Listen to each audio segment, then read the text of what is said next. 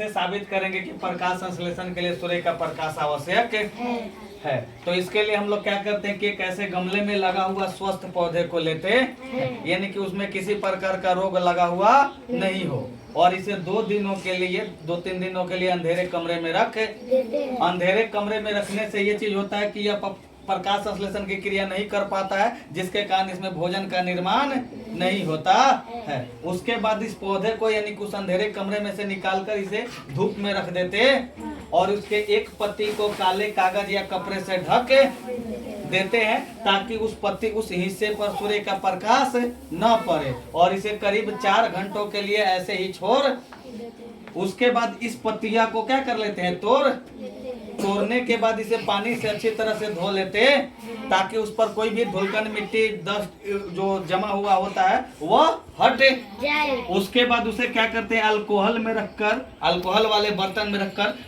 Water bath यानी कि जल वाले बर्तन में रखकर गर्म करते हैं। डायरेक्ट अल्कोहल को नहीं गर्म करते हैं ताकि क्योंकि जब अल्कोहल को सीधा गर्म किया जाता है तो उसमें आग पकड़ लेता है ना, इसलिए इसको किस में रखकर गरम करेंगे, जल वाले बर्तन में रखकर गरम।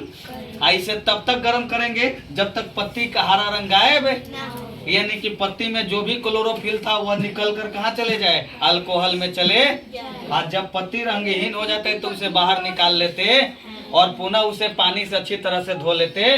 धोने से क्या होता है कि पत्ती पर जो भी अल्कोहल के बूंद चिपके होते हैं वो हट जाते। अब पत्ती क्या होता है कि पूर्णतः चूंकि क्लोरोफिल निकल गया है तो वह पारदर्शी जैसा दिखाई देता है। उसके बाद उसे ऐसे कांच के प्लेट पर रख देते और आयोडीन के कुछ बूंद उस पत्ती पर डालते।